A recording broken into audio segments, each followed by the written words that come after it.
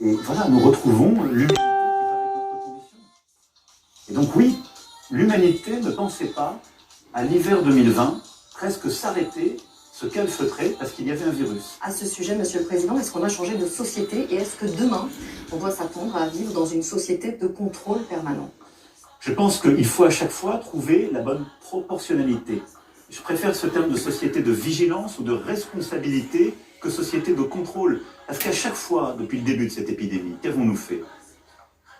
Nous avons agi en citoyens. C'est-à-dire, d'abord, on doit protéger les uns les autres. On a protégé notre hôpital et les plus faibles. Ensuite, nous avons toujours débattu démocratiquement. Il y a eu plus d'une dizaine de textes de loi qui sont allés devant le Parlement.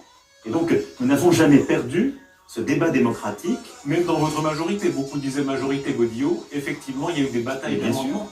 Mais quand même. Mais c'est légitime. Et c'est une force.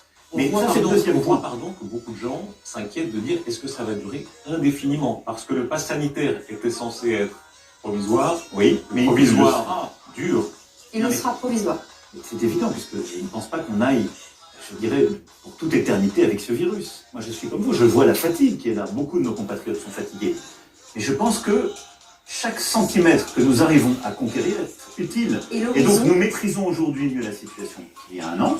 Le virus revient. Avec l'hiver, c'est normal, plus fort.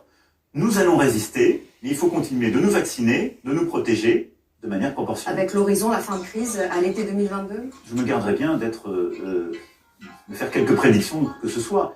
Je pense, si j'écoute les scientifiques, ce qu'ils nous expliquent, c'est voilà, il y a comme ça des vagues, le virus revient, on arrive à le contrer, soit avec des rappels, soit parce qu'il y a une immunité collective qui est progressivement acquise, et puis, vraisemblablement, il va à un moment donné ou disparaître ou redevenir un virus saisonnier. Virus qu'on connaît. Beaucoup de coronavirus sont des virus saisonniers que vous croisez tous les ans qui se traduisent en rhume ou autre. Très peu de dirigeants ont vécu ce que vous vivez, c'est-à-dire la moindre décision a un tel impact sur le quotidien des gens.